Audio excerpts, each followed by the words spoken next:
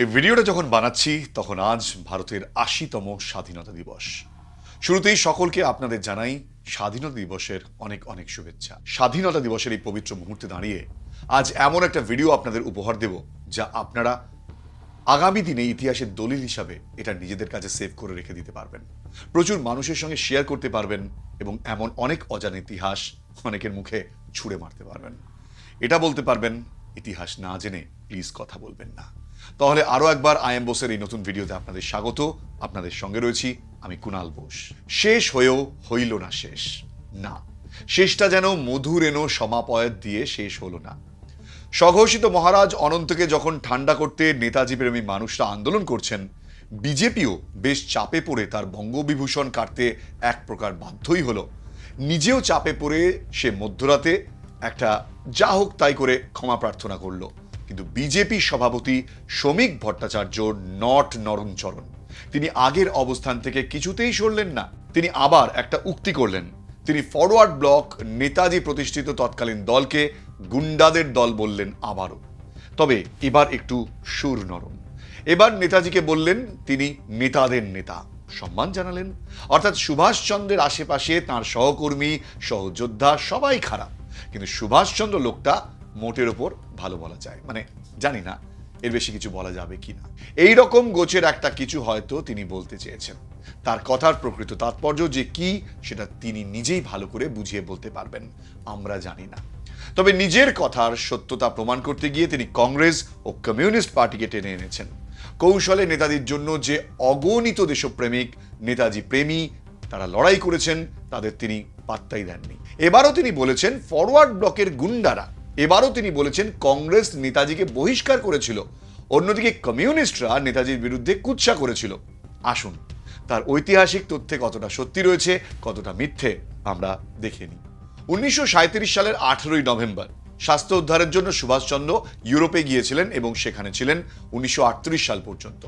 যখন তিনি ইংল্যান্ডে রয়েছেন সেই সময় আচার্য জে.বি. কৃপালিনী ১৮ই জানুয়ারি ১৯৩৮ সালে ঘোষণা করলেন সুভাষচন্দ্র পরবর্তী হরিপুরা কংগ্রেসের জন্য সভাপতি মনোনীত হয়েছেন। অর্থাৎ ১৯৩৮ সালে গান্ধীজির মনোনীত প্রার্থী ছিলেন সুভাষচন্দ্র। কেন ছিলেন? তার কারণ গান্ধীজি এর আগে অনেকের মুখেই বকলস পরিয়েছেন, বশ মানিয়েছেন অনেক বিদ্রোহীকেই। তার মধ্যে অন্যতম হচ্ছে নেহরুর সঙ্গে গান্ধীজির অনেক বিষয় বিরোধ হচ্ছিল, কিন্তু নেহরু নিজের আসন পাকাপাকি করবার জন্য সেটেলমেন্ট করে নিয়েছিলেন। গান্ধীজি ভেবেছিলেন সুভাষচন্দ্র সেই ধাতুতেই গড়া, একবার কংগ্রেস প্রেসিডেন্ট বানিয়ে দিই সে আমার বসে চলে আসবে। ১৮ই জানুয়ারি জে.বি. কৃপালিনী ঘোষণা করবার পর ১৯শে জানুয়ারি ইংল্যান্ড ত্যাগ করে সুভাষচন্দ্র যাত্রা শুরু করলেন ভারতের দিকে। ১৯শে ফেব্রুয়ারি হরিপুরা কংগ্রেসের প্রকাশ্য জনসভায় সুভাষচন্দ্র ভাষণ দিয়েছিলেন কংগ্রেসের সভাপতি রূপে। কংগ্রেসের সভাপতিদের ভাষণের মধ্যে সামগ্রিক বিচারের সর্বাপেক্ষা উল্লেখযোগ্য ছিল সুভাষচন্দ্রের এই ভাষণটা। কেন জানেন? কারণ যুক্তরাষ্ট্রীয় পরিকল্পনায় বিরোধিতা ছিল। কংগ্রেসকে ব্যাপকতম সাম্রাজ্য বিরোধী সংগঠন হিসেবে গড়ে তুলতে আন্তর্জাতিক পরিস্থিতির সুযোগ নিয়ে জাতীয় সংগ্রাম শুরু করার জন্য পরিকল্পনা বাতলে দিয়েছিলেন সুভাষচন্দ্র। হিন্দু মুসলমান সম্পর্কের উন্নতি ঘটাতে জিন্না ও সাভারকারের সঙ্গে আলোচনায় বসতে বলেছিলেন। তিনি বলেছিলেন ভারতবর্ষের সামনে সাম্প্রদায়িকতার সব থেকে বড় বিপদ। এই মুহূর্তে আমাদের সাম্প্রদায়িক শক্তিগুলোকে নিজেদের মধ্যে নিয়ে আসতে হবে। তার বড় দুই মুখ সাভারকার আর জিন্না, না হলে আমরা আরো ১০০ বছর সাম্প্রদায়িকতার বিরুদ্ধে লড়তে লড়তে আমাদের কোমর ভেঙে যাবে। সুভাষচন্দ্রের কথা কেউ সেদিন পাত্তা দেয়নি, তার ফল আজও আমরা ভোগ করছি। সেটা হলো সুভাষচন্দ্র চাষিদের জমির অধিকার দিতে চেয়েছিলেন, সুভাষচন্দ্র শ্রমিকের ন্যায্য অধিকার দিতে চেয়েছিলেন, সুভাষচন্দ্র সমাজবাদী পদ্ধতিতে দেশের সম্পদের গণবন্টন চেয়েছিলেন, রাষ্ট্রায়ত্ত মালিকানা চেয়েছিলেন, নারীর মুক্তির কথা বলেছিলেন। অন্যান্য বিষয়গুলো অনেক হাইপোথেটিক্যাল উচ্চ চিন্তাভাবনার হলেও তার অর্থনৈতিক পরিকল্পনাগুলো গান্ধীজির পাশে বসে থাকা ঘনশ্যাম দাস বিড়লা সহ একাধিক পুঁজিপতিদের নাড়িয়ে দিয়েছিল। তারা বুঝতে পেরেছিলেন সুভাষচন্দ্র যদি থাকে তাহলে তাদের অবস্থা ঢিলে হয়ে যাবে। তাই তারা তখন থেকেই শুরু করেছিল সুভাষ বিরোধী চক্রান্ত। আর এই চক্রান্তে তাদের পাশে ছিল তাদের সবচেয়ে বড় হাত জে.বি. কৃপালিনী, সর্দার বল্লভভাই প্যাটেল, গুজরাটের ব্যবসায়ীদের নেতা, অন্যদিকে চক্রবর্তী রাজা গোপালাচারী, দেশের রাজা মহারাজা, জমিদারদের পৃষ্ঠপোষক। তাই সুভাষচন্দ্রকে কোণঠাসা করার প্ল্যান শুরু হয়ে যায় এবং তারই জেরে ১৯৩৯ সালে গান্ধীজি আর চাইলেন না সুভাষচন্দ্র কংগ্রেসের সভাপতি মনোনীত হন। এদিকে দেশের তরুণ বিজ্ঞানী মেঘনাদ সাহা বা কৃষক সভা যার হাতে তৈরি হয়েছিল, সেই স্বামী সহজানন্দ সরস্বতী যারা কৃষকের অধিকারের জন্য লড়ছিলেন, তারা চাইছিলেন সুভাষচন্দ্র বসু আবার সভাপতি নির্বাচিত হন। সুভাষচন্দ্র বুঝতে পেরেছিলেন তিনি যে প্রগতিশীল চিন্তাভাবনাগুলো করছেন, কংগ্রেসের দক্ষিণপন্থীরা ক্ষমতা এলে তার সাড়ে সর্বনাশ করে দেবে। আর তিনি বুঝতে পারছিলেন ইউরোপের আকাশের যুদ্ধের ঘনঘটা, ব্রিটিশ চাইছে আবার সেটেলমেন্ট করিয়ে নিতে, আর সেটেলমেন্টের ফলে পাওয়া স্বাধীনতা আমাদেরকে কোনোদিনই স্বাধীনতা দেবে না। আমরা চিরকাল ব্রিটিশ কমনওয়েলথের মধ্যেই থেকে যেতে বাধ্য হব। তাই গান্ধীজির বিরোধিতা সত্ত্বেও তিনি ত্রিপুরী কংগ্রেসে লড়লেন। 29 জানুয়ারি ত্রিপুরী কংগ্রেসে পুনরায় সভাপতি নির্বাচিত হলেন। আর তার কিছু আগেই রবীন্দ্রনাথ তাকে দেশনায়ক উপাধিতে ভূষিত করেছেন। যখন কেউ তার পাশে নেই, তখন বিশ্বকবি রবীন্দ্রনাথ তার পাশে ছিলেন। এর আগে রবীন্দ্রনাথের সঙ্গেও তার মতাদর্শগত বিরোধ হয়েছে, কিন্তু এই সময় রবীন্দ্রনাথ তার বিষয়ে নিজের চিন্তাভাবনা সম্পূর্ণ পাল্টে ফেলেছিলেন। ত্রিপুরী কংগ্রেসে পন্থ প্রস্তাব পাশ হওয়ার পর ওয়ার্কিং কমিটির গঠন নিয়ে গান্ধীজির অসহযোগিতার কারণে 29 এপ্রিল কলকাতায় নিখিল ভারত কংগ্রেস কমিটির অধিবেশনে বাধ্য হয়ে তাকে সভাপতির পদ থেকে ইস্তফা দিতে হলো। কারণ তিনি বুঝতে পারছিলেন কংগ্রেসের মধ্যে থাকলে কেউ তাকে সাহায্য করবে না, উপরন্তু তাকে কোণঠাসা করা হবে। তার নামে যুগান্তর পত্রিকা সহ বিভিন্ন পত্রিকায় বদনাম শুরু হয়ে গেল। অন্যদিকে মুসলিম লীগ, হিন্দু সভা, কমিউনিস্ট পার্টি সবাই তার বিরোধিতা করতে শুরু করলো। মর্যাদাপূর্ণ এই পদক্ষেপের জন্য রবীন্দ্রনাথই একমাত্র ব্যক্তি তাকে সম্মানিত করেছিলেন। কলকাতার ওয়েলিংটন স্কোয়ারে তিনি পদত্যাগপত্র জমা দিলেন। ত্যাগ করে 3রা মে কংগ্রেসের মধ্যেই ফরওয়ার্ড ব্লক নামের একটা সংগঠন গড়ে তুললেন, আর জুন মাসে গড়ে তুললেন বাম সংহতি কমিটি। 1939 সালের 3রা মে সুভাষচন্দ্র ফরওয়ার্ড ব্লক তৈরি করেছিলেন কংগ্রেসের মধ্যেই, কংগ্রেসের থেকে বাইরে গিয়ে নয়। এটা ছিল কংগ্রেসের মধ্যেই একটা সংগঠন। 12ই অগস্ট কংগ্রেস থেকে তাকে 3 বছরের জন্য বহিষ্কার করা হয়, অর্থাৎ 3 বছর তিনি কোনো রাজনীতি করতে পারবেন না। এটা ছিল একটা সুকৌশল তার রাজনৈতিক জীবনকে ধ্বংস করে দেওয়ার জন্য। 3 বছর যদি তার রাজনৈতিক জীবন বন্ধ করে দেওয়া হয়, তাহলে মানুষের মধ্যে তার আর কোনো আপিলই থাকবে না। সুভাষচন্দ্র খেলাটা ধরে ফেললেন। 19 অগস্ট মহাজ্যোতি সদন প্রতিষ্ঠা করলেন এবং সেখান থেকেই সুভাষচন্দ্র তাৎপর্যপূর্ণ একটা বক্তৃতা রাখলেন। এবং এরপরেই সুভাষচন্দ্র সিদ্ধান্ত নিলেন ফরওয়ার্ড ব্লককে আলাদা দল হিসেবে গড়ে তোলার। এখন অনেকে বলে যে ফরওয়ার্ড ব্লক তো আলাদা দল ছিল না, কংগ্রেসের মধ্যে একটা সংগঠন ছিল। এটা ভুল। হ্যাঁ, প্রথমে তাই ছিল, কিন্তু 11ই অগস্ট কংগ্রেস যখন তাকে 3 বছরের জন্য বহিষ্কার করলো, তখন তাকে বাধ্য হয়ে ফরওয়ার্ড ব্লককে আলাদা দল হিসেবে গড়ে তুলতে হলো। 1940 সালে মার্চ মাস ছিল খুব গুরুত্বপূর্ণ, কারণ এই সময় কংগ্রেসের সভা হচ্ছিল রামগড়ে, বিহারের রামগড়, গরিব কৃষকদের অঞ্চল। এই রামগড়ে আপোষ বিরোধী সম্মেলনের ডাক দিলেন সুভাষচন্দ্র। আপোষ বিরোধী কেন? আপোষ বিরোধী তার কারণ হচ্ছে ব্রিটিশের সাথে কোনো সমঝোতা নয়, মানে সামনের যে যুদ্ধ পরিস্থিতি, সেই যুদ্ধ পরিস্থিতিতে ব্রিটিশকে সহযোগিতা যেসব দল করতে চাইছিল, সেই সব দলের থেকে তিনি দূরত্ব বজায় রাখতে বলেছিলেন। তিনি বলেছিলেন ব্রিটিশের সাথে কোনো সহযোগিতা নয়, এই সুযোগকে কাজে লাগিয়েই যুদ্ধ করা হলো। ফরওয়ার্ড ব্লকের সঙ্গ ছেড়ে দিল কমিউনিস্ট পার্টি, মানে তৎকালীন সিপিআই। ফরওয়ার্ড ব্লকের সঙ্গ ছাড়ল মানবেন্দ্রনাথ রায়ের র্যাডিক্যাল ডেমোক্রেটিক পার্টি, রায়পন্থী যারা। কিন্তু ফরওয়ার্ড ব্লকের সাথে থাকলো স্বামী সহজানন্দের কিষাণ সভা, সেটাও কিন্তু একটা বামপন্থী সংগঠন ছিল। এবং এই যে সম্মেলন হয়েছিল, এই সম্মেলনেই অনুশীলন সমিতির মার্ক্সবাদী গ্রুপ, ত্রিদীপ চৌধুরী, অধ্যাপক বুদ্ধদেব ভট্টাচার্য, তারাপদ লাহিড়ী, মাখল পাল, যোগেশচন্দ্র চট্টোপাধ্যায়, তারা সুভাষচন্দ্রের মঞ্চ থেকেই আরএসপি, রেভলিউশনারি সোশ্যালিস্ট পার্টি গড়ে তুললেন। তাদেরও কিন্তু লাল পতাকায় ছিল। এবং সেই সম্মেলনেই বলসেভিক পার্টি, তারাও কমিউনিস্ট ছিল, তারাও যোগ দিয়েছিলেন। অর্থাৎ সব বামপন্থী সুভাষচন্দ্রকে তোজোর কুকুর, কুইসলিং বলেছিল, এমনটা কিন্তু সত্যি নয়। সুভাষচন্দ্রকে তোজোর কুকুর, কুইসলিং যারা বলেছিল, তারা হলো CPI, communist party of India. কিন্তু RSP, Bolshevik party, RCPI, revolutionary communist party, বিশেষ করে কৃষক সভা, সোশ্যালিস্ট পার্টি, জয়প্রকাশ নারায়ণ, রাম মনোহর লোহিয়া, তারা কিন্তু সেদিন সুভাষচন্দ্রের পাশেই ছিলেন। যদিও সোশ্যালিস্ট পার্টি প্রথম দিকে গান্ধীজির সঙ্গে ভিড়ে যায়, কিন্তু যুদ্ধ শুরু হলে সুভাষচন্দ্র দেশ থেকে চলে যাওয়ার পর তারাও নিজেদের ভুল বুঝতে পেরে আবার সুভাষচন্দ্রের হয়ে কাজ করতে শুরু করে। সুতরাং এই সময়ের যে ক্রান্তিকাল, সেই পরিস্থিতিটা ভালো করে বোঝা দরকার। এইবার আমরা দেখব সুভাষচন্দ্রের দেশ থেকে বেরিয়ে যাওয়া এবং কংগ্রেস, কমিউনিস্ট পার্টি সহ সুভাষচন্দ্রের আর কারা কারা বিরোধিতা করেছিল। তখন হিন্দু মহাসভার অবস্থানই বা কি ছিল, শ্যামাপ্রসাদ মুখার্জির অবস্থানই বা কি ছিল। সুভাষচন্দ্রের নামে একটা মিথ্যে কথা প্রচার করা হয়। সুভাষচন্দ্র নাকি মুসলিম লীগের সঙ্গে দহরম মহরম করেছিল। আপনারা ইতিহাস জানেন না বা ইতিহাস বোঝেন না, তার কারণ কি জানেন? 1940 সালের এপ্রিল মাসে মুসলিম লীগের সঙ্গে মিলিতভাবে কলকাতা কর্পোরেশন দখল করেছিল ফরওয়ার্ড ব্লক। তার কিছুদিন পরে মুসলিম লীগ ফরওয়ার্ড ব্লকের সঙ্গে থাকতে অস্বীকার করেছিল। তখন ফরওয়ার্ড ব্লক হিন্দু মহাসভার সঙ্গেও হাত মেলায়। কেন? সুভাষচন্দ্র কেন মুসলিম লীগ হিন্দু মহাসভা এদেরকে কাছে টানতে চেয়েছিলেন? সুভাষচন্দ্রের 1940 সালের বক্তৃতাগুলি পড়লেই বুঝতে পারবেন। বিশেষ করে যে বইটা এ প্রসঙ্গে পড়া দরকার সেটা হলো আবুল মনসুর আহমেদের লেখা আমার দেখা রাজনীতির 50 বছর। তিনি এক বিখ্যাত সাংবাদিক ছিলেন। তিনি নিজে বলে গিয়েছেন সুভাষচন্দ্র এই সময় দাঁড়িয়ে বুঝতে পেরেছিল যে ব্রিটিশ সরকার মুসলিম লীগকে উস্কাচ্ছে দেশ ভাগের জন্য। তিনি কোনোভাবেই মুসলিম লীগকে একা জায়গা ছেড়ে দিতে চাইছিলেন না। আরেকজন সাংবাদিক মোহাম্মদ মোদাব্বের তার সাংবাদিকের রোজনামচায় বলেছিলেন যে ব্রিটিশ সরকার সব থেকে বেশি ভয় পাচ্ছিলেন সুভাষচন্দ্রকে। সুভাষচন্দ্র যদি এই সময় মুসলিম লীগ বা হিন্দু মহাসভাকে কাছাকাছি টেনে নিতে পারে তাহলে কোনোভাবেই ভারতের সর্বনাশ ব্রিটিশ সরকার করতে পারবে না। কিন্তু কংগ্রেস কিন্তু সে কথায় কান দেয়নি। কংগ্রেস নিজের মতন চলছিল। বেঙ্গলের দায়িত্ব দেওয়া হলো কাকে? জওয়াহরলাল নেহেরু আর মৌলানা আবুল কালাম আজাদকে। তারা 1938 সালে এখানে ফজলুল হকের তৈরি কৃষক মজদুর প্রজা পার্টির সাথে গেল না। কৃষক মজদুর প্রজা পার্টি বাধ্য হলো সরকার গঠনের জন্য মুসলিম লীগের হাত ধরতে। মোহাম্মদ মোদাব্বেরের সাংবাদিকের রোজনামচায় আপনি দেখবেন তিনি বারবার বলেছেন ফজলুল হক চাইছিলেন না মুসলিম লীগের সাথে যেতে। কারণ ফজলুল হক প্রথম দিকে সাম্প্রদায়িক ছিলেন না। সুভাষচন্দ্রের হাতে দায়িত্ব দেওয়া হলো আসামের। এই আসামের দায়িত্ব যখন সুভাষচন্দ্র পেলেন সেখানে কিন্তু তিনি মুসলিম লীগকে ক্ষমতার কাছাকাছি আসতে দেননি।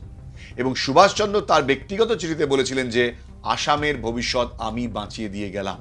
কিন্তু বাংলাতে মুসলিম লীগকে হাত ধরে যেভাবে ঢুকিয়ে দিল কংগ্রেস, তারা কৃষক প্রজা পার্টিকে সমর্থন করলো না। আর এরই ফল হলো ভয়ঙ্কর। আর ব্রিটিশ তো রয়েছেই ইন্ধন যোগানোর জন্য, তাই হয়েছিল। পরবর্তীকালে কৃষক প্রজা পার্টি যোগ দিয়ে দেয় মুসলিম লীগের সঙ্গে। ফজলুল হককে দিয়ে কৌশলের জিন্না তুলিয়েছিলেন পাকিস্তান প্রস্তাব। সুভাষচন্দ্র কত বড় বিচক্ষণ মানুষ সেটা তিনি কত আগেই বুঝতে পেরেছিলেন। এই ইতিহাসগুলো কোথায়? এই ইতিহাসগুলো কেন চেপে দিচ্ছেন? কেন সুভাষচন্দ্রকে নিয়ে মিথ্যে অপপ্রচার চালাচ্ছেন আপনারা বিজেপির লোকেরা? পুরো কৃতিত্ব একা নিয়ে যাবেন? সুভাষচন্দ্রের কৃতিত্ব না, এই দেশের ইতিহাসে প্রত্যেকটা জায়গায় লেখা আছে, তাই মিথ্যে অপপ্রচার করবেন না। এইবার আসি পরবর্তী ইতিহাসে। শ্যামাপ্রসাদ মুখোপাধ্যায়ের লেখা বিখ্যাত একটা গ্রন্থ রাষ্ট্র সংগ্রামের এক অধ্যায়। এইখানে বাংলার গভর্নরকে লেখা শ্যামাপ্রসাদ মুখোপাধ্যায়ের একাধিক চিঠি সংকলিত হয়েছে। এখানকার একটা চিঠি আমি তুলে ধরছি। বড়লাটকে আপনার একথা বুঝিয়ে বলা উচিত, বিলম্বে হলেও এখনো ইংল্যান্ড এবং ভারতের মধ্যে একটা মীমাংসা হওয়া উচিত, যাতে ভারতীয়রা স্বতঃস্ফূর্তভাবে এই যুদ্ধকে প্রকৃত জনযুদ্ধ বলে অনুভব করতে পারে। যুদ্ধ জয় করতে হলে ভারতের স্বার্থ রক্ষার খাতিরে অবিলম্বে ভারতের আত্মরক্ষা নীতি নির্ধারণের ক্ষমতা সমন্বিত শক্তিশালী জাতীয় গভর্নমেন্ট গঠন করতে হবে। চীনের স্বদেশীয় জেনারেল লিসিমোই শত্রু প্রতিরোধের জন্য চীনের জনগণকে সর্বতোভাবে উদ্বুদ্ধ করতে পেরেছেন। স্ট্যালিন এবং রাশিয়ার মনোনীত তার সহকর্মীরাই রাশিয়াকে অভূতপূর্ব বীরত্বে উদ্দীপ্ত করেছেন। আপনাদের নিজেদের লোক চার্চিলই এই বিপদের মুহূর্তে কম্বুকণ্ঠে আপনাদের কাছে কাজের আহ্বান জানাচ্ছেন। আপনাদের শাসনতন্ত্র অনুযায়ী জনগণ তাদের নির্বাচিত প্রতিনিধিদের মারফত মহা বিপদের মধ্যেও রাষ্ট্রিক পরিবর্তন দাবি করতে পারে। দেশ চায় না এমন প্রধানমন্ত্রী ও অপর মন্ত্রীদের জনসাধারণের দাবি অনুসারে স্বচ্ছন্দে সরিয়ে ফেলা হয়। কিন্তু এখানে প্রকৃত ক্ষমতা ন্যস্ত থাকে দায়িত্বহীন আমলাতন্ত্রের হাতে, যাদের আমরা সরাতে পারি না আমাদের জাতীয় স্বার্থের প্রয়োজনে। চিঠিতে শ্যামাপ্রসাদ মুখোপাধ্যায় স্পষ্ট জানাচ্ছেন, লাইনগুলো দেখে নিন। সেখানে তিনি বলছেন জনযুদ্ধ, ব্রিটিশ সরকারকে ভারতবাসীর সঙ্গে এমন ব্যবহার করতে হবে যাতে এই জনযুদ্ধ বিষয়টাকে মানুষ অন্তরে গ্রহণ করতে পারে। এই জনযুদ্ধ নীতিটা কাদের ছিল? কমিউনিস্ট পার্টির। কমিউনিস্ট পার্টি তখন রাশিয়ার চাবি দেয়া পুতুল। রাশিয়া যা বলছে এরা তখন এখানে লাফালাফি শুরু করেছে ওদের কথায়। সুবোধ ঘোষ বিখ্যাত সাহিত্যিক তাঁর লেখা তিলালজনী উপন্যাসে ওদের দেশদ্রোহিতার কথা তুলে ধরেছেন। শ্যামাপ্রসাদ মুখোপাধ্যায় কিন্তু এই জনযুদ্ধ নীতিকেই সমর্থন জানাচ্ছিলেন। আর মোহাম্মদ আলী জিন্নাহ সহ মুসলিম লীগ তো ছিল ব্রিটিশের পোষা চামচা। অন্যদিকে কংগ্রেসের মধ্যে থাকা চক্রবর্তী রাজা গোপালাচারী প্যাটেল এরা তো কেউ চাননি গান্ধীজি অগস্ট আন্দোলন করুক। তারা তো এর বিরোধিতা করেছিলেন, দায়ে পড়ে চাপে পড়ে আন্দোলনে যোগ দিয়েছিলেন। তাই দেশের বহু নিরীহ মানুষের প্রাণ যখন ব্রিটিশের গুলি বন্দুক বোমার সামনে যাচ্ছে, ওরা তখন নিরাপদে কেউ আগা খাঁ প্যালেস, কেউ অমুক প্যালেস তমুক প্যালেসে ব্রিটিশের তোষামতখানায় শান্তিতে দিন কাটাচ্ছিলেন। রাস্তায় কারা ছিল?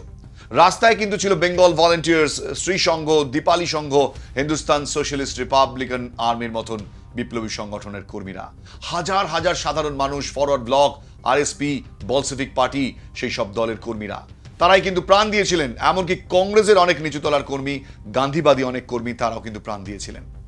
যেমন মেদিনীপুরে তাম্রলিপ্ত সরকার, সেখানে মাতঙ্গিনী হাজরা, সুশীল ধারা, অজয় মুখোপাধ্যায়, সতীশ সামন্ত, এদের কথা বলতে হয়। সেরকম ভারতের একাধিক জায়গায় গড়ে উঠেছিল স্বাধীন সরকার। না কংগ্রেস নেতা, না হিন্দু মহাসভা, না মুসলিম লীগ, না কমিউনিস্ট পার্টি কেউ তাদের সমর্থন জানায়নি। উল্টে তারা ফরওয়ার্ড ব্লককে পঞ্চম বাহিনী বলেছিল। এমনকি স্বয়ং শ্যামাপ্রসাদ মুখোপাধ্যায়ও সুভাষচন্দ্রের অনুগামীদের পঞ্চম বাহিনী বলেছিলেন। কমিউনিস্ট পার্টি তাদেরকে ধরিয়ে দেওয়ার কাজ করেছিল। আর অন্যদিকে হিন্দু মহাসভা, মুসলিম লীগ, কংগ্রেসও কিন্তু একসঙ্গে এদেরকে পঞ্চম বাহিনী বলেছে এবং ব্রিটিশদের উস্কেছে এদের গ্রেফতার করার জন্য। আসুন পরবর্তী চিঠি বড়লাটকে লেখা শ্যামাপ্রসাদ মুখার্জির, সেখানেও তিনি পঞ্চম বাহিনীর কথা ইউজ করেছেন, একবার দেখে নিন। বৈদেশিক প্রভুত্ব, এর মধ্যে ব্রিটিশ প্রভুত্বও পড়ে। ঝেড়ে ফেলে নিজের দেশকে স্বাধীন দেখার ইচ্ছা যদি অপরাধ হয়, তবে প্রত্যেক আত্মমর্যাদাবোধ সম্পন্ন ভারতবাসী অপরাধী। ভারতে এমন শাসকও আছেন যারা সর্বদা মনে করেন যে ভারতের শহর ও গ্রামের পথে ঘাটে পঞ্চম বাহিনীর লোকেরা অহরহ ঘুরে বেড়াচ্ছে। ভারতের প্রকৃত স্বার্থের বিরোধিতা যদি ভারতীয় পঞ্চম বাহিনী বিচারের মাপকাঠি হয়, তবে এই সকল মাননীয় ভদ্রমহোদয় নিজেরাই এই দলে পড়েন। জাপান কিংবা অন্য কোনো অক্ষশক্তির প্রতি ভারতের জনসাধারণের অধিকাংশেরই কোনো প্রকার সহানুভূতি থাকতে পারে না। আমরা ভারতীয়রা জাপানকে এদেশে আমন্ত্রণ করতে উৎসুক হব কেন? আমরা কেবলই মাত্র চাই আপনারা নিরাপদে এবং যথাসম্ভব শীঘ্র দেশে ফিরে যান।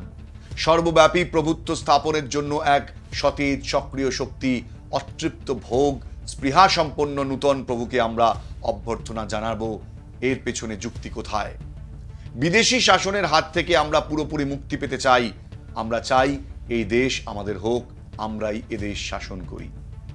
এইবার বাকি রইল সুভাষচন্দ্রের কংগ্রেস থেকে বহিষ্কার। হ্যাঁ, সুভাষচন্দ্রকে 3 বছরের জন্য কংগ্রেস থেকে সাসপেন্ড করা হয়েছিল।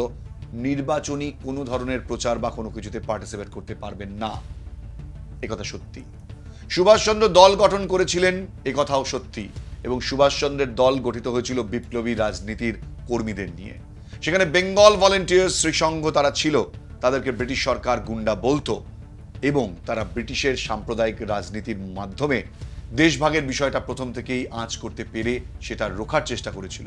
এবং সেই কারণে কোনো রাজনৈতিক বিরোধকে টেনে এনে এত বছর পর সেই বিপ্লবীদের গুন্ডা বলা, না, এটা কিন্তু শোভন রাজনৈতিক আচরণ নয়। অন্যদিকে আপনাদের বিষয়টাকে কিভাবে চেপে যাবেন? আপনারাও তো সেদিন সুভাষচন্দ্রকে পঞ্চম বাহিনী, জাপানের দালাল এবং সুভাষ ভারতে ফিরলে দেশের ক্ষতি হবে, এই কথাগুলো বলেছিলেন কমিউনিস্ট পার্টি আর কংগ্রেসের সাথে সুরে সুর মিলিয়ে। কিন্তু ডক্টর শ্যামাপ্রসাদ মুখার্জির কৃতিত্বকে আমি অস্বীকার করছি না। বিষয়টা হলো 1940 থেকে 1947 এই দীর্ঘ সময় দেশের রাজনৈতিক পট পরিবর্তন হয়েছে ক্ষণে ক্ষণে। আজকে যা সত্য, কালকে তা মিথ্যে হয়েছে। আজকে যা এদিকে, কালকে তা সেদিকে গিয়েছে। যেমন ফজলুল হক, তিনি নিজে আশুতোষ মুখার্জির জুনিয়র ছিলেন, তাই শ্যামাপ্রসাদের সাথে তার ছিল খুব ভালো রিলেশন। কিন্তু ছোটবেলা থেকেই শ্যামাপ্রসাদ মুখার্জিকে দেখেছেন, কোলে নিয়ে ঘুরতেন। সেই ফজলুল হককেও জিন্নার চাপে পড়ে পাকিস্তান প্রস্তাব উত্থাপন করতে হয়েছে। শ্যামাপ্রসাদ মুখার্জি ফজলুল হকের কৃষক মজদুর প্রজা পার্টির সাথে হাত মিলিয়েছিলেন, তিনি কিন্তু মুসলিম লীগের সাথে হাত মেলাননি। এটাও একটা মিথ্যে কথা, যেটা যেভাবে আপনারা সুভাষচন্দ্রকে নিয়ে মিথ্যে মিথ্যে কথা প্রচার করেন যে সুভাষচন্দ্র মুসলিম লীগের দালাল ছিল, সেরকম অন্যদিকে আপনাদের বিরুদ্ধেও কিন্তু কমিউনিস্ট পার্টি প্রচার করে যে শ্যামাপ্রসাদ মুখোপাধ্যায় মুসলিম লীগের সাথে হাত মিলিয়েছিল। আসলে তা নয়। শ্যামাপ্রসাদ হাত মিলিয়েছিলেন ফজলুল হকের সাথে। তিনিও চেয়েছিলেন যে মুসলিম লীগ যেন বাংলায় বেশি ক্ষমতা নিতে না পারে, পেলে ভয়ঙ্কর সর্বনাশ হবে, কিন্তু ফেল করেছিল। বহু বিপ্লবী কর্ম প্রচেষ্টাই তো ফেল করে, কিন্তু তাদের সেই পরীক্ষা নিরীক্ষাগুলোকে পরবর্তীকালে টেনে এনে তাদেরকে অপমান করা, সেটা কিন্তু কোনো সুস্থ রাজনীতির চিন্তার পরিচয় নয়, যেটা আপনারা সুভাষচন্দ্রের বিরুদ্ধে করলেন। সুতরাং ইতিহাসকে জানুন ভবিষ্যতের পথ চলার সহায়ক হিসাবে। ইতিহাসকে হাতিয়ার বানিয়ে ওর ভুল খুঁজে বার করতে যাবেন না, আক্রমণ করতে যাবেন না। এখানে অনেকেই অনেক কিছু করে গিয়েছেন এবং ইতিহাস তাদের সেই শাস্তি দিয়েছে। একসময় যেমন কমিউনিস্ট পার্টি সুভাষচন্দ্রকে তোজর কুকুর, জাপানের দালাল বলেছে, আজকে তাদেরকেই পথে নামতে হচ্ছে নিজেদের অস্তিত্ব রক্ষার জন্য সুভাষচন্দ্রকে সাথে নিয়ে। যে নকশালরা একসময় মূর্তি ভাঙার রাজনীতি শুরু করেছিল, আজকে তাদের সুভাষচন্দ্রের মূর্তির সামনে গিয়ে সেই মূর্তি ভাঙার প্রতিবাদে দাঁড়াতে হচ্ছে। এটাই তো ইতিহাসের কালচক্র। আরেকটা কথা শেষ করার আগে বলবো, মহাকাল সুভাষচন্দ্রের জীবনের অন্তিম পর্যায়ে তার মহাকাল পর্ব। সেই পর্বে সুভাষচন্দ্র বলেছিলেন ভারতীয় রাজনীতির কি ভয়ঙ্কর দুর্দিন আসবে, এবং তিনি এটাও বলেছিলেন অন্যান্য রাজনৈতিক দলগুলো এভাবেই ঢোক গিলবে। আজ কিন্তু সেই পরিস্থিতি এসে গিয়েছে, মহাকালের কথা অক্ষরে অক্ষরে সত্যি হয়ে যাচ্ছে। স্বাধীনতা দিবসের এই পূর্ণ লগ্নে এই ভিডিও আপনাদের কেমন লাগলো প্লিজ জানাতে ভুলবেন না, এবং কমেন্ট সেকশনে আপনাদের গুরুত্বপূর্ণ কমেন্ট লিখতে ভুলবেন না। দেখা হবে আবারও একটা নতুন ভিডিওতে। আপাতত এখানে শেষ করছি।